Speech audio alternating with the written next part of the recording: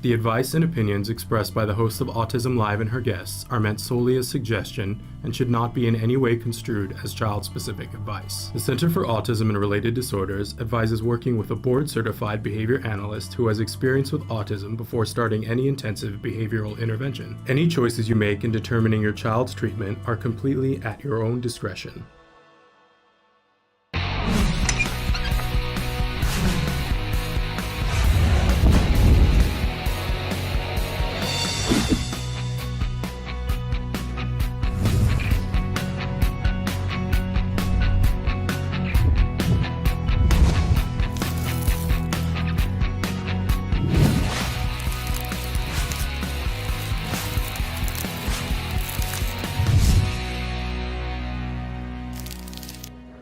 Good morning and welcome to Autism Live. I'm Shannon Penrod. We're coming to you live from places all over the world. Today is Wednesday. Excited to be here with you live because you know that Wednesday is the day that we welcome Dr. Doreen December to be with us for Ask Dr. Doreen. She is here with us live from a remote location.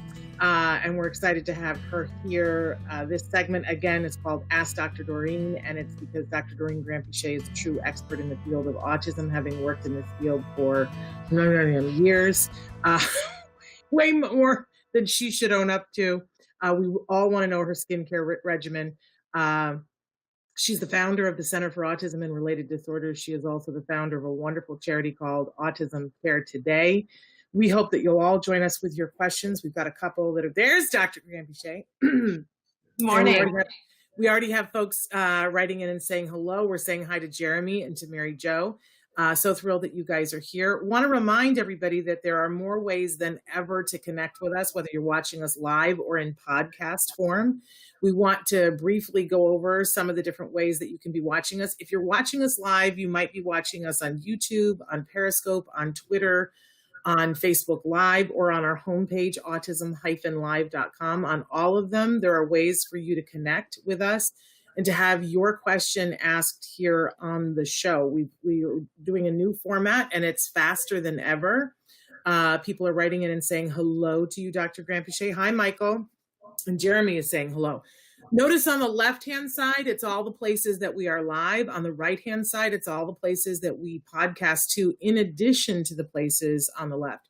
So we are a free download on iTunes, either picture and sound or just sound. We are also a podcast on Apple Podcasts, on Spotify, iHeartRadio, Ghana, Amazon Music, which is brand new, check it out, Audible, and on Deezer. And of course, we are always available on autism-live.com. Want to say to you that we're thrilled to be on all of these sites for free. It is of no cost to you. We are a free download on all of those places. If there's a place where you know that we could be, that you would like to be watching us, wherever you get your podcast, please let us know and we will make sure that we check that out and get started there. Saying hello to Christy and Kim and Paula and Kirsten. Kirsten, we're so excited that you're here. All right. So Dr. December, good morning. Good morning. Always lovely to be here. And thank you to all the parents for joining us, or families. Well, we're excited that you are here. And we always say on this show that the show that we do 5 days a week, we're doing for that larger autism community, which starts with individuals who are on the autism spectrum. They're the beating heart of our community. And we include with that everybody who loves those individuals. So if you're a parent, a teacher, a grandparent, a spouse, a sister, brother, whatever, we welcome you. We know that when we're all part of a conversation together, we're going to help those individuals to get the respect, dignity, services, support, employment, whatever they need, right? So that's what we're about here. And Dr. December is really the cornerstone for us because she's got a wealth of knowledge and a wealth of experience. She's been working with that greater autism community, as I said, for years. You're never squeamish about it, but I always hate to give you away. So there we go. It's a big part of my life, Shannon. It's most of my life, and so I'm actually very proud to be probably the oldest provider in the field. So. Well, I wouldn't say that, but since you're saying it, I think that's one of the true things. But look at how young it's kept her. So, I think working with this population has kept you very young. Plus, you're young at heart, which I think is half of it. thank you. In any case, so she's here to answer your questions. We do give the disclaimer at the start of the show that there's no expert in this field or any other field that could give individual specific advice in this format. That would be a disservice to the individual. But having said that, this gives you an opportunity to ask a question of Dr. Granpeesheh, to get to know her wealth of experience and information, so that maybe you have more questions that you can go back and ask the experts who have eyes on the actual situation. Hello and good morning to Helen. So I want to get started with a question that came in the night. Someone said, how can I help my husband cope with my child's ASD? My husband often refers to our son as it. This is very depressing. I'd like for Dr. Doreen and your advice on how I can get him to feel different about my child, and thank you. Yeah, I can imagine that it's would be very difficult. It's hard, I guess, enough as it is, just ourselves dealing with all the issues surrounding the treatment of our kids, and then to kind of have to have additional issues like this on top of it. It's very, very stressful. But I think I would suggest that I don't know that it's right to think of it as, how do I change my husband in order to meet the needs here of whether it's myself or my child or whatever. I think it's about finding out how your husband feels. I think it has more to do with what is he going through, because it sounds like he might be struggling himself with a lot of issues, and I would probably maybe make some space in the family for him.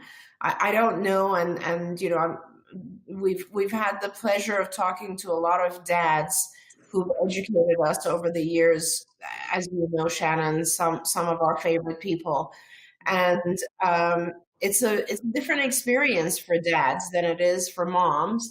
And one of the things that we've heard often from dads is that they have a very hard time not receiving any kind of attention in the family.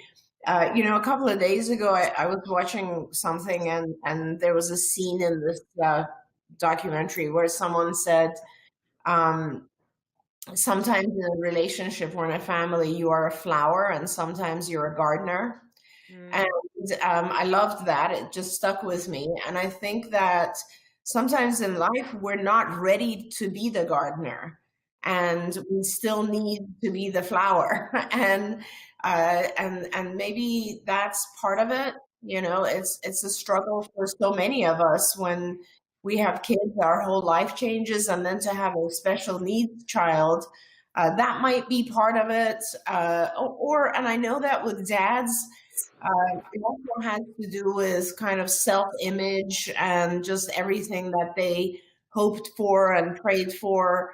Now they're afraid that they may have lost it, or they might have embarrassment. I mean, there's so many different aspects to what we go through in our own lives. So really, I don't know your family dynamic, but I would recommend, if there's any possibility of making space for dad to express his own emotions and how he feels, that might be the beginning of how you engage in solving this situation. I love that response, because it's very inclusive of everybody, which is very indicative of you.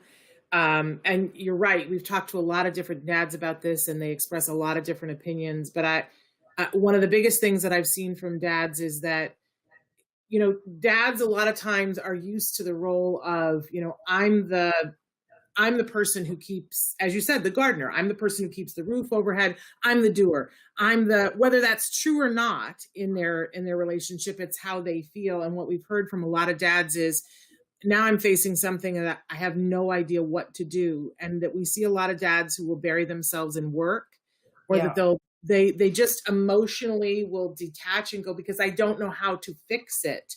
And what we see is that when dads get empowered, I'll tell you, we did a thing years ago. I've got to find it. And it was something actually that your daughter, it was her idea.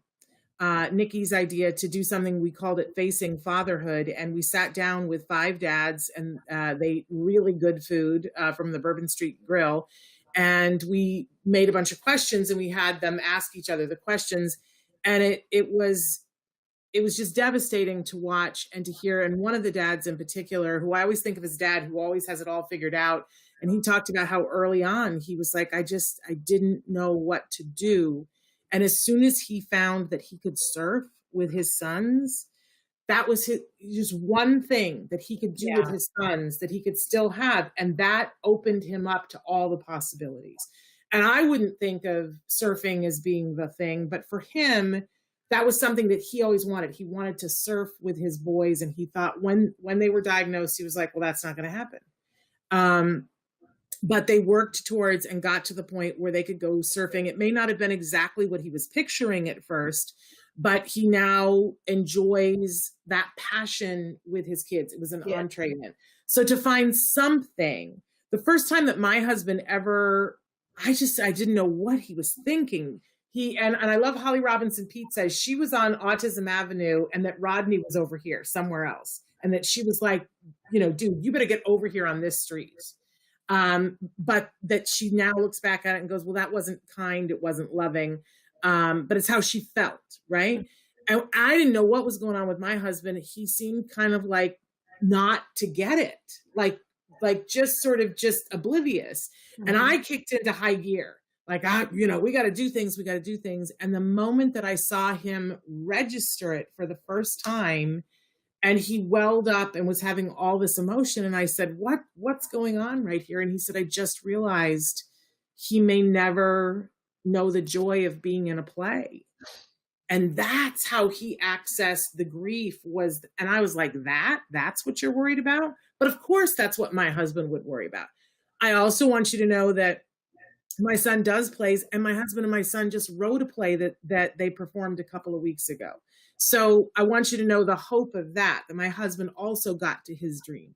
But finding that thing, as you were saying, Dr. Granpeesheh, that helps them to come into the circumstance. I think it's super important. Okay, we had somebody who wrote in and said that I believe it was a 5-year-old, and if you can go back and repost that for me, Traven, because the scroll moved faster than me.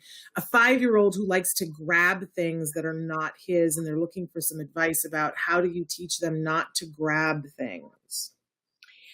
Yeah, so I love those questions because they are they're so important and they're so common, right? A lot of the parents on the feed will probably say, yeah, so does mine, or similar types of behaviors. And it's a good exercise for us to look at that particular behavior and talk about it. So, your child is grabbing things that are not his. And in typical development, kids will probably initially make an attempt to grab things, and then they would very quickly be reprimanded, and they would learn that, oh, I can't take this away from someone because either it made the other person sad or it doesn't belong to me. So kind of more advanced concepts that reasoning type stuff, right? So advanced stuff that helps our kids figure out, or at the very minimum, a younger child would think, if I grab this, mom or dad are going to be mad at me, or my teacher is going to be mad at me, right? So a consequence exists that is severe enough for the young child that they realize it's not worth it, I shouldn't do this, right? Now, so what they do, typically developing kid, is they figure out alternatives. So one alternative would be to ask for an object. Another alternative is to take turns. Another alternative is to actually, steal the object when the other person, there's lots of alternatives that our kids use, right? But our children on the spectrum don't have the ability or don't think of those alternatives. And so the only way that they can actually communicate what they want is to grab the object. And when I say that, it's just a form of communication, right, Shannon? So it's just them trying to say what they want. And if they could understand all the more advanced kind of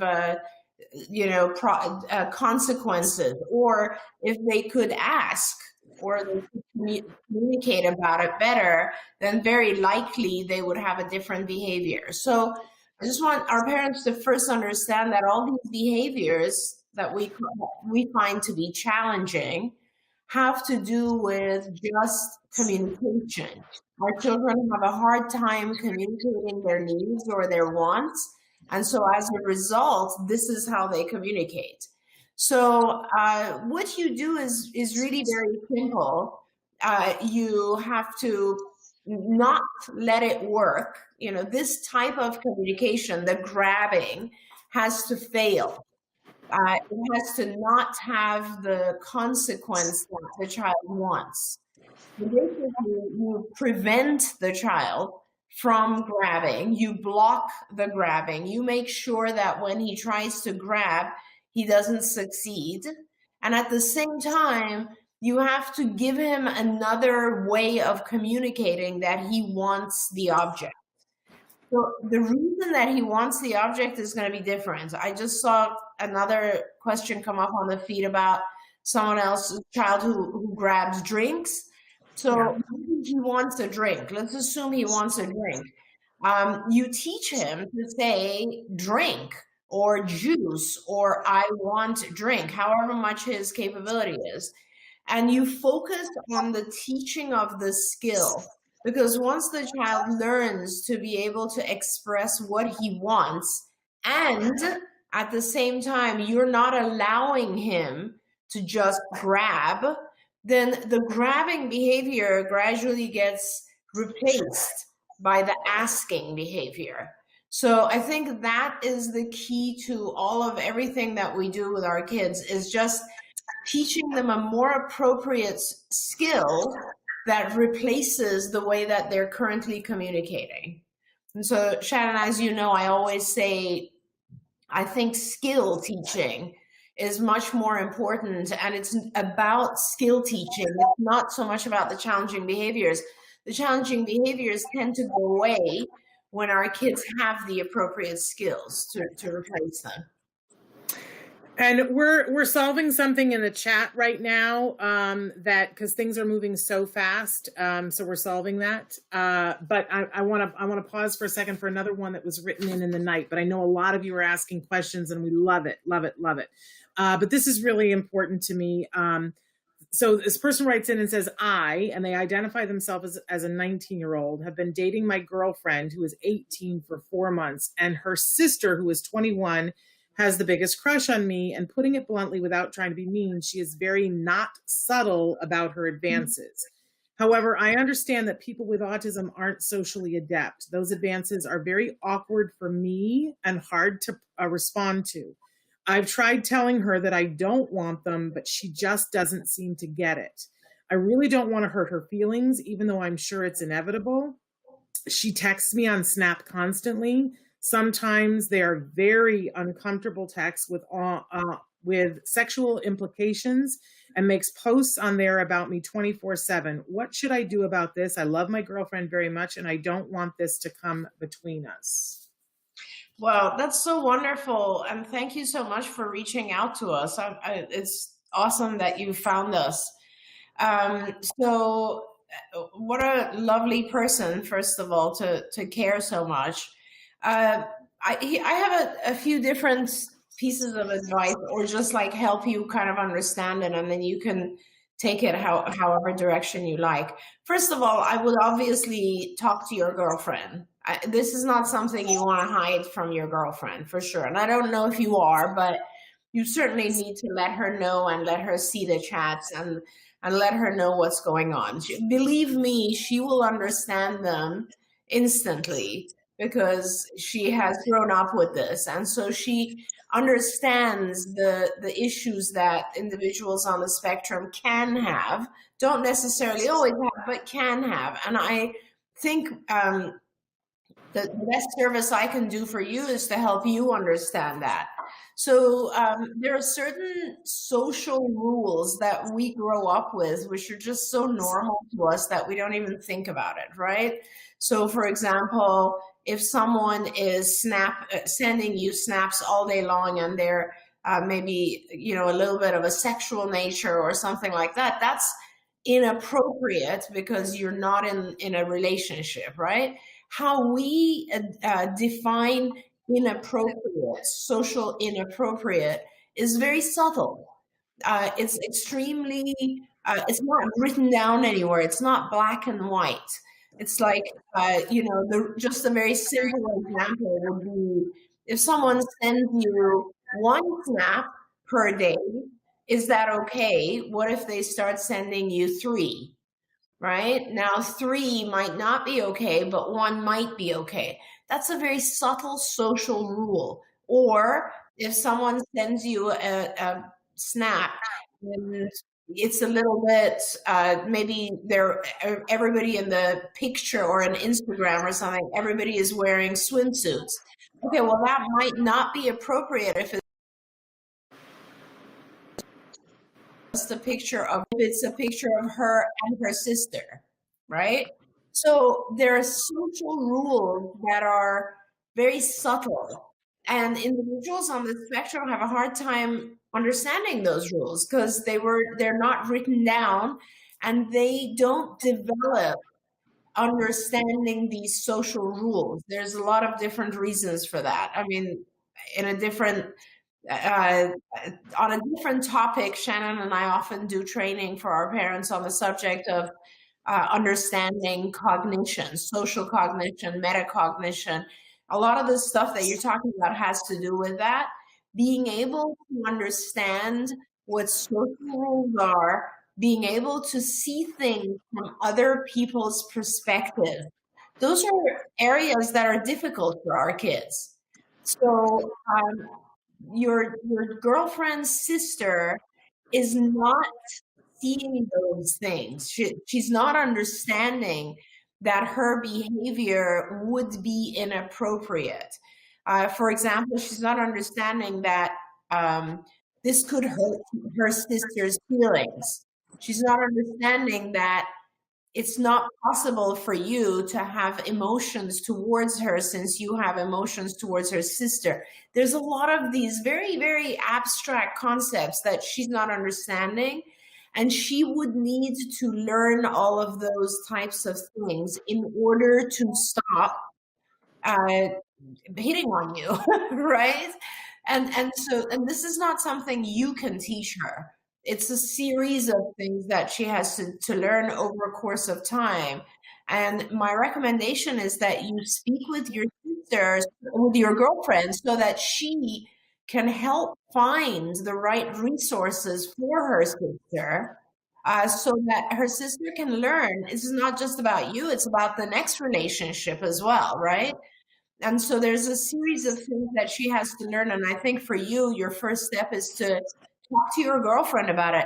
She won't be upset because she knows her sister and she knows the stuff that her sister struggles with. Absolutely. I love that. I think it's great advice. Wonderful, wonderful. I'm going to press on ahead because we are overwhelmed with questions. Hi, I was hoping that I could ask a few questions through here. I have 5-year-old twins, a boy and a girl. Our little boy was diagnosed at the age of 3.5 with autism level 2, global developmental delay, and language disorder. For him at this moment, we are curious about his outbursts during TV time. When he watches his YouTube, either on TV or iPad, he will have moments where he just lets out a loud noise, sometimes even a scream. What could be the cause of the sudden outburst? So And Shan, then, can I and stop then you she for has a a second? question about her daughter. Yes, but let's stop there. Yes. Sure. So do we know if the boy is 5 or 3, or is one or the other? He is 3.5, so 3.5. That's And as you know, my pet peeve. So the someone has given the child a diagnosis with just one number, which is a 2, right? Okay. yeah. Yes. And other than the loud scream, was there something else? With her daughter is No, toe walking, but with- the little boy, that's all we know for him, is that he's having these sudden outbursts, Okay. and So- sometimes it's a scream. Yeah. So I'm afraid I would need to ask many more questions before I could tell you a lot more. Oh, okay. I see that they just wrote. Yeah, was boy is 5. He was diagnosed at 3.5. Great. Got it. So, and I have to say, and I'll say this for our viewers, a lot of times someone will give you a diagnosis and they'll give you one number, and that's just incorrect. There are 2 domains in autism. The first domain has to do with social communication. These are like the areas of deficit, right? The areas that are different. The first one is social communication. And those are things like everything from like eye contact to normal conversation to being able to play with others appropriately, to be challenging. All of this kind of stuff falls into social communication, right? And 2, the number that you receive has to do with the level of support the individual needs in that domain, in that area. So if your child needs a lot of support, then they would receive a 3. If they need medium support and social communication, then that's a 2. And if they're mildly affected, then that would be a 1. Okay. But there's a second domain. The whole other side of autism has to do with what we call the ritualistic or stereotypical types of behaviors, such as self-stimulatory behaviors like perhaps loud screaming, what we call echolalia, or running around and turning the lights on and off, repetitive behaviors that we often don't know what causes them, looking at things in a particular way. So there's a big component of that second domain which has to do with sensory issues. And again, in that second domain, there's a 1, 2, or 3, the amount of support that the child needs. So usually you have to have 2 numbers. So for instance, a child could need a lot of support in the social communication domain, in which case they would receive a 3, but very little support when it comes to the repetitive stereotypical behaviors domain, right? So then they would receive a 1. A child who is like a 3-1 is very, very different from a child who is a 1-3. So we have to kind of be clear about that. But I'm making the assumption that he is 2 in one or the other domain. There should be 2 numbers, right? So we're just going to say he's 2, and which means he needs a medium level of support in both domains. Now, what is the screaming about? Again, I don't know him well enough, but a lot of times, as I said before, these behaviors show themselves when our kids cannot vocally communicate. So if the screaming occurs, you need to figure out what are some of the antecedents and what are some of the consequences. What are the things happening around the screaming? It could be that he's screaming to get your attention. It could be that he's screaming because he just saw something very exciting on the screen. And if he had language, he would turn to you and say, "Mom, check that out. Look how cool that was." But he can't. He doesn't have that language. So his excitement comes out on the screen. It could be that he just likes the sound of the scream because has a sensory need where he likes to hear himself scream. And there's a lot of different things that it could be, but that you can only determine that by knowing what happened before it, what happened after it. How did the environment manipulate what just happened? So without that information, I can only give you some of those options. It could be sensory, it could be challenging, it could be communication, all of those types of things are possible. And so I could help you kind of figure out how to deal with it. So we've got a lot of people that are writing in that their children have similar behaviors, but the problem is that each one of you, your kids might be doing it for an entirely different reason. Oh, yeah. So we're going to do homework and ask for everyone to take ABC data on their kids doing these behaviors. So what I just did was, and you guys, if you watch the show, you've seen me do this before. I took a piece of paper, I folded it in 3 and across, so now I've got 3 columns, and across the top, I wrote ABC. A is for antecedent, which is what happened before. B is for the behavior. C is for the consequence. And you're just going to take data. So after he does it, while he's screaming, you're thinking, you're not writing down while he's doing it, but you're thinking to yourself, what am I going to write down on the piece of paper? I'm going to write down that he started screaming and I'm timing it, and he screamed for 5 minutes and he did it in this pattern. He ran around the room while he was screaming. He made eye contact with me while he was screaming, whatever it is, right? It's going to look different for everybody. Then, so you write that down first when the behavior is over. Then think to yourself, what happened as a result of it? Do we all pay attention to him? Did someone say, hey, stop that? What was the consequence? And then last, go back and think to yourself, what happened right before? That's when you're, being a forensic scientist, where we watch, somebody wrote in and said you were watching what, Mario, and that it happened. So you would write that down and you write down what time it happened and fill a couple of sheets. You'll start to see a pattern, but more importantly, bring it back to the show to share with us. And then Dr. Granpeesheh will have more information because things start to emerge, right? What do you learn from ABC data as a BCBA? I'm asking you, Dr. Granpeesheh, what kinds of things? I'm also having a couple of technical issues here.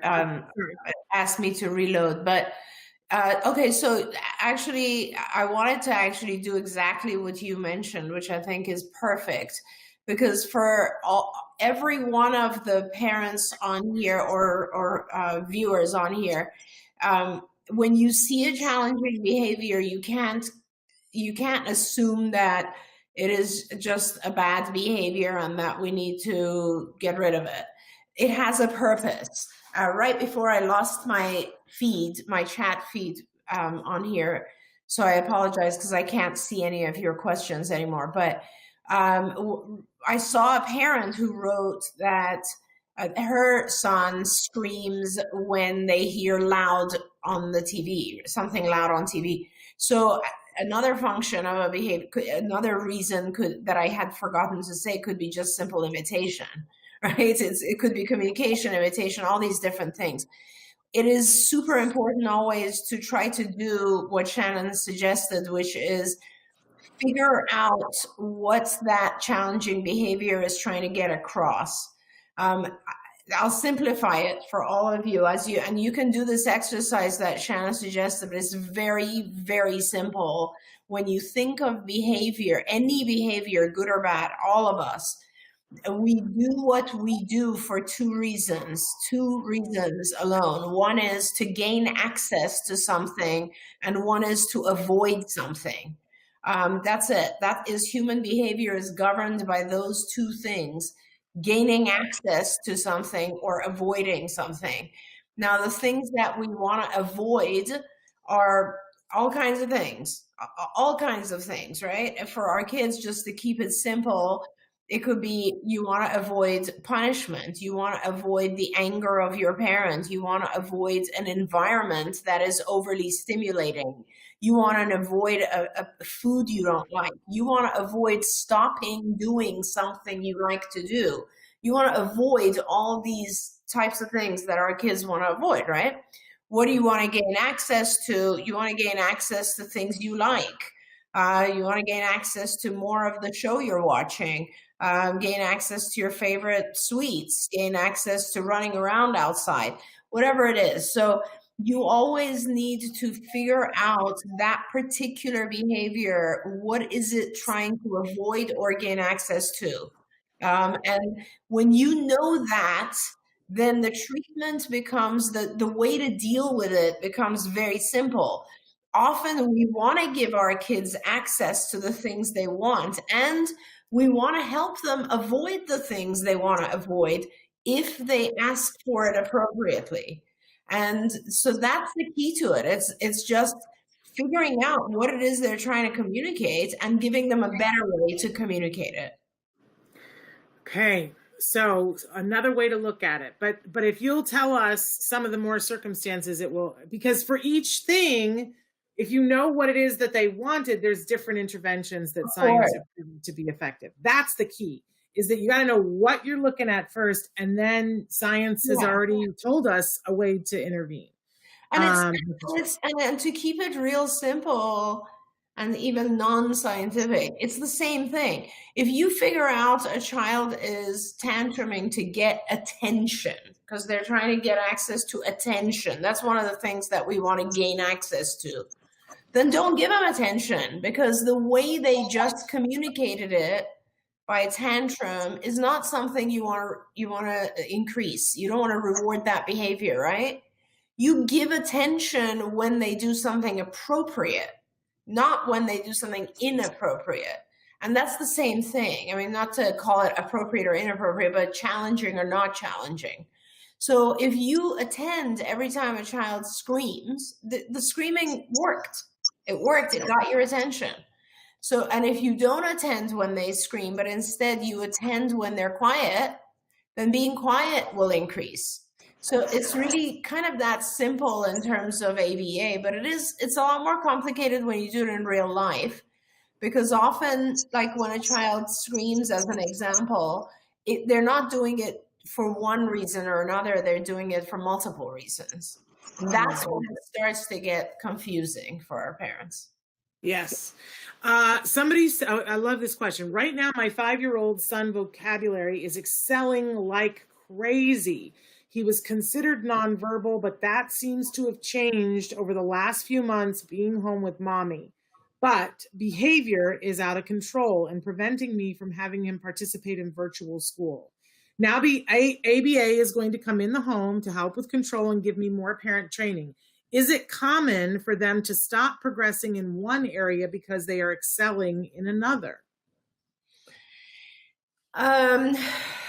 So it is not, I don't think that it's hard for me to explain my answer here. So I don't think that he's stopping progressing in one way or another. I want to step back from that question for a moment, because I want to remind all the parents that challenging behaviors are not a symptom of autism. They're just not one of the symptoms that are listed in the symptoms of autism, right? So an individual does not necessarily develop challenging behaviors when they have autism, period. It's not in one of the symptom criteria. It's just not a symptom. The reason we develop challenging behavior is because we cannot communicate in other ways. It's because we're expressing ourselves and we're frustrated. So the challenging behavior stuff may have increased over the course of being at home, just because the challenging behavior earned the child more rewards. It doesn't really have to do with the other stuff. So the fact that he's increasing his vocabulary, good for you. That's awesome. That's amazing. And he should continue to increase his vocabulary. That's awesome. The challenging behavior stuff doesn't have anything to do with the autism. It just has to do with however you're managing him or dealing with him or interacting with him. He's learned that challenging behavior at home may not have severe consequences. challenging behavior at home, I might get away with. Because mom is also so happy with me because my vocabulary is increasing that I might get away with my challenging behavior. Whatever it is, they're not related in that sense. The challenging behavior can easily be gotten under control, and the rest of his skills will continue to grow. When you have, I was actually going to ask that parent a question in a different way. What was happening before that his vocabulary wasn't increasing? I mean, you know, you need to think about why wasn't his vocabulary increasing when he was in school? So the fact that his vocabulary is accelerated right now is a wonderful thing. That is more meaningful than the challenging behavior. Don't worry about the challenging behavior. That stuff is easy to get rid of. There you go. And she asks, is it avoidance? And my assumption is, and tell me if I'm wrong, is it avoidance of the virtual school? Because we're hearing that across the board, God. Dr. Grant Boucher. Yeah, the kids are not loving the virtual school. Yeah, I mean, everyone, that's a given. That I would agree with that 100%. With a lot of our kids, who wants to sit in front of a computer for 6.5 hours or something? You know, like, it's just, they're not getting what they would like to get out of it. It's not reinforcing enough for our kids, and it's too difficult. It takes way more effort for our kids to attend to a screen. I was, Shannon, as you know, I was saying my kids are all in college, and for college age, typically developing kids, they're complaining, right? And saying it's ridiculous. I can't pay attention. There's 50 people in the class. I can't pay attention for that long, or I can't get attention. It's just, it's a very new way of learning. And I'm pretty sure that if distance learning continues, a lot more prompting will have to be added. We'll have to reduce the session sizes, the class sizes. We'll have to have much more visual prompting or help on screen. It's not working the way it is right now. So yes, so for your child, he might tantrum, and then you're like, okay, well, he's tantruming. I can't force him to sit here and go through class. So you let him out of class. And so he learns tantruming gets me out of class. And it's as simple as that. Our kids are smart. They figure out that their challenging behavior got them what they wanted, which was to avoid class. Yeah. Now is a good time for me to bring up, because as we're talking about distance learning and the fact that this mom is saying that language exploded with mom, I do love, it's a tale of two cities, right? I know that many of you are having a very hard time with the current circumstances and the distance learning. But I would say equal as many of you are saying that, oh my gosh, I'm seeing that my child learns better with what I'm doing than what they were doing at school. That, I think that that's very telling, and I want to look for the gifts where we can. For those of you who are like, well, I don't know how to do that, I want some help, I need some support, I want you to know that Skills Weekly sends us an email to let us know what their specials are. Somebody had written in the question about, is skills good for parents? It's good for everybody. Let me say that. But this week, they want you to know, for our ABA parents and guardians, we would like to offer free IBT parent e-learning course, Parent Overcoming Challenging Behaviors. How timely is that? So that's free right now for all of you. I'm going to tell you how to get that. Get your pens ready. But there's more. If there are educators who are watching, or those of you who want to give a gift to your educator, right now they're offering our IBT educator e-learning module, Educators Starting to Teach. And they're giving that at no charge. As a parent, you might want to just do that one as well, Starting to Teach. They are also continuing to offer their full RBT 2.0 training course. That's a registered behavior technician training course.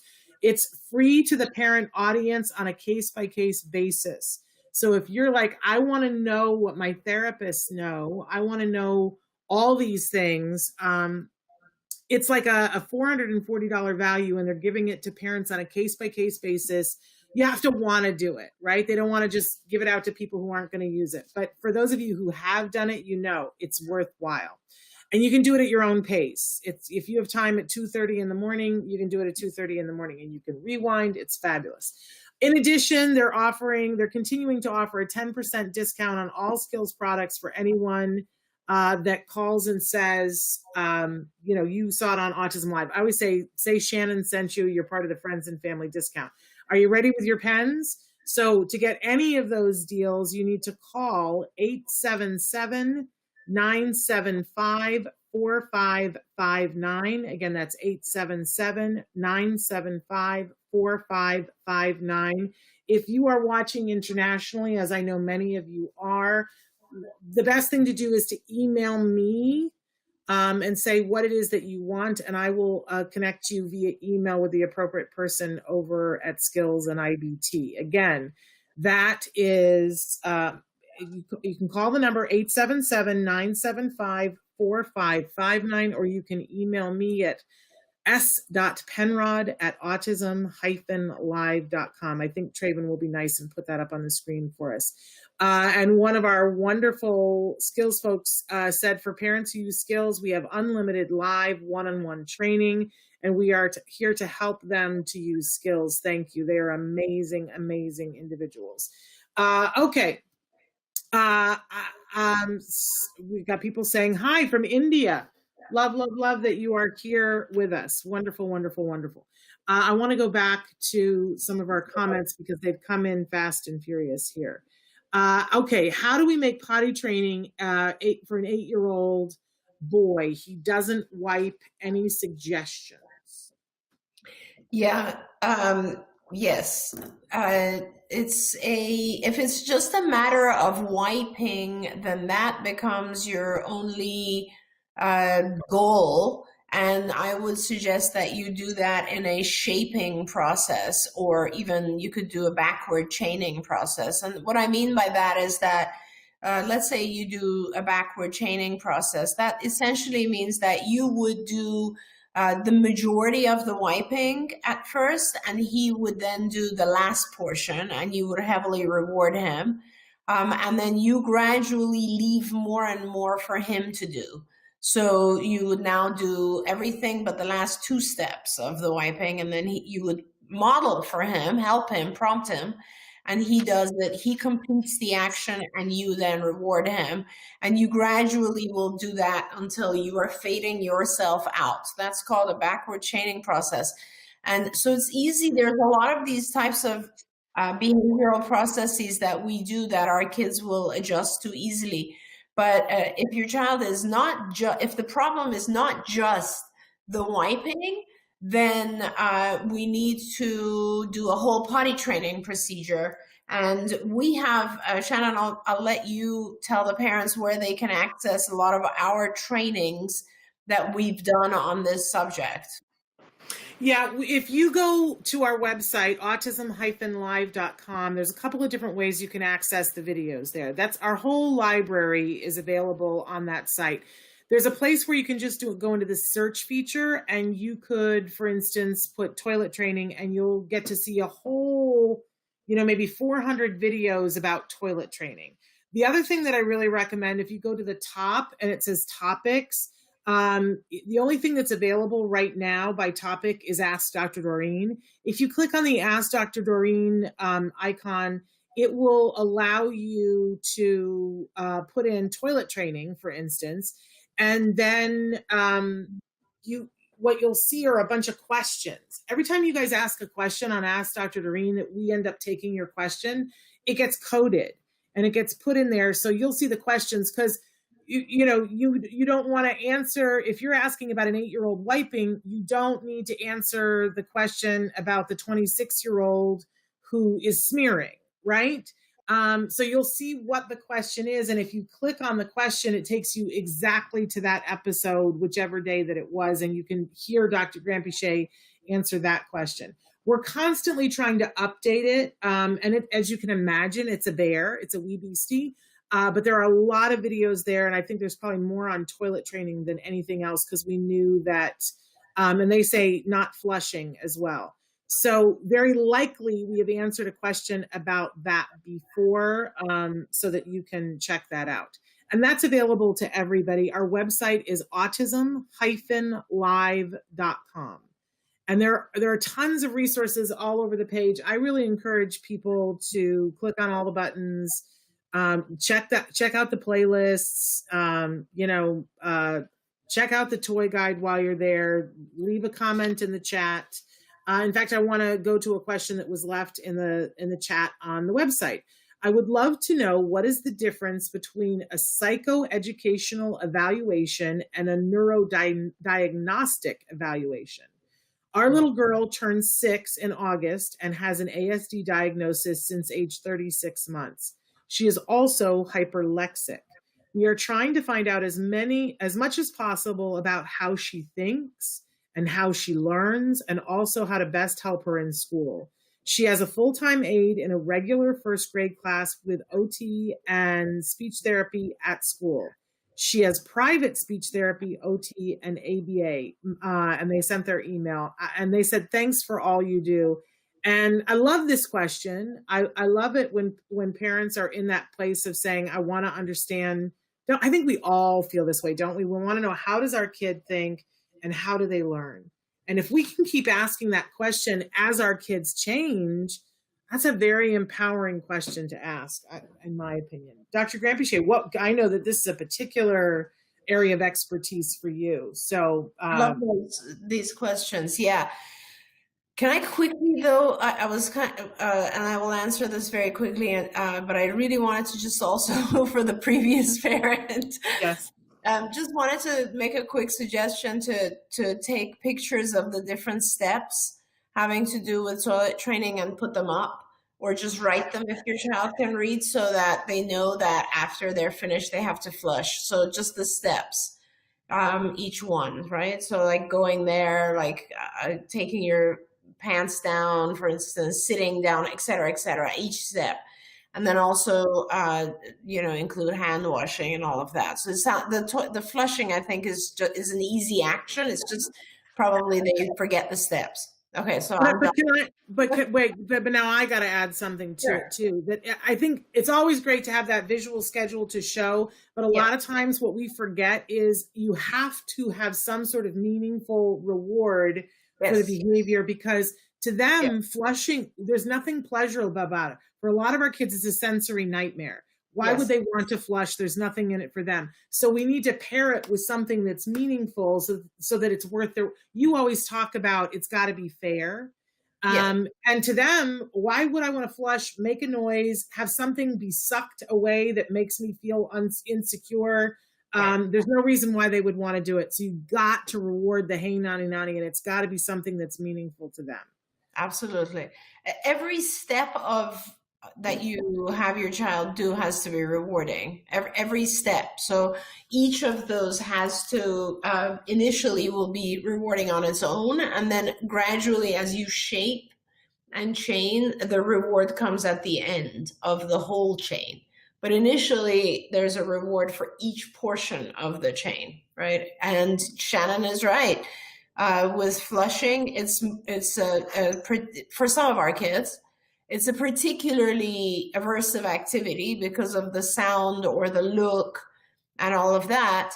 So you need to increase the reward. Whenever an activity is more difficult or more aversive for a sensory reason or any other reason, you have to balance it by increasing the reward. Definitely. So now getting to this question. Yeah. Psychoeducational testing has to do with your ability to learn. Okay, so the different things that you are ahead of or behind in education, and psychologically how your brain works to learn those things. Diagnostic is a little bit different. So neurodevelopmental testing has to do with how your brain works. So I'll give you some examples. In neurodevelopmental testing, all neurological testing really, you're focusing on things like memory, like how is your working memory? How is your executive function? Like, how do you plan things? How do you remember things? How do you categorize things when you learn them? Those types of things, right? In psychoeducational, it's taking those concepts and applying it to education. So for example, if your working memory is defined as when you learn something new, it goes in and it modifies the old stuff you had learned in an appropriate way. So for example, you learn that it can be hot sometimes, it can be cold sometimes, temperatures, weather is different, right? And then time goes by and then you learn a new thing, which is, temperature in different parts of the world is different. In like certain parts that are closer to the equator, it's more hot, and parts that are further away from the equator, it's more of the time cold, okay? That information has to be integrated with the old information, so that you come to realize that, where I am, it's a little bit of each. It's about equal. But in other parts of the world, it's more of one or the other, right? But sometimes people who have bad working memory, the new thing they learned eliminates the old thing they learned, and it causes a lot of confusion in their mind. So that's the concept of working memory. So let's say you test a child on a neurodevelopmental test, right? And you decide that, this child has some issues with working memory. Their working memory is not at age appropriate. Then you know that you need to work on memory skills on their own. And that's very, very different than psychoeducational testing, which the child could also, when you do a psychoeducational test, it'll show the child is not memorizing long sentences. It's just having a hard time with it. Well, so now you did the neurodevelopmental test and you know why. The reason they're having a hard time with this is because their working memory or their long-term memory or their short-term memory is affected in some way. So that's kind of the difference. And you gain good information from both. Neuro testing is a little intense. It's very long and it'll give you a lot of abstract information. I'm not sure. I would probably start with psychoeducational testing first. And then if I see a lot of areas of deficit or areas where my child is struggling and no one can figure out why or how we need to improve that, then I would do some neurodevelopmental testing to figure that out. That's amazing. I didn't know all that. We're at the end here, and I don't want to go over because I know you've got other things to do, but we're so deeply appreciative for you and to have the opportunity to hear your thoughts on these things. I'm going to excuse you. I'm just going to answer because somebody sent in a question about Temple Grandin. I'm going to address that really quickly. But, and I apologize to everybody. There were some comments that we had early on that our chat sort of garbled and we didn't get them. So I want you to know we weren't ignoring. We're going to try to go back and see if we can get them so that maybe we can put them at the start of the show next week. I'll see if I can do that. I can't promise that. But Dr. Grant-Pichet, thank you so much for being with us. Bye-bye. Bye-bye. Bye-bye. Okay, so I just wanted to address that somebody wrote in about Temple Grandin, that they have a question for her. Temple is with us right now on a monthly basis, once a month, that we have her live. So we've devoted Tuesdays, we call it Temple Grandin Tuesdays here. So every Tuesday, we've done so many interviews with Temple now and we feel like it's such good information and everybody doesn't get to see all of them. So on Tuesdays, we either have her live or we have sort of a best of, and we have several different episodes of the best of, and we will air that. If you have a question that you would like for Temple, one of the things that Temple has asked is that we sort of sort through the questions for her beforehand, because it's, I can't even tell you, it's so exciting to see what you guys write in, but it's so overwhelming. It's a sensory thing. And it's not her favorite thing. So she likes to have the set questions beforehand so that it, for instance, today we had the thing about screaming and then a bunch of people wrote in about screaming. She would like that put all together. So we like to make it pleasurable for Temple. So The last time we had her on, which was a couple of weeks ago, people wrote in a bunch of live questions. We said we would go through them for the next time. If you have a question for Temple, I don't know the date yet, but it's probably in 2 weeks that we'll be having her back on live, sort of the middle of the month we shoot for. So write in the question. You can send it to me at s.penrod@autism-live.com, or you can write it in here. And I'm so sorry that we did not get to everybody's question.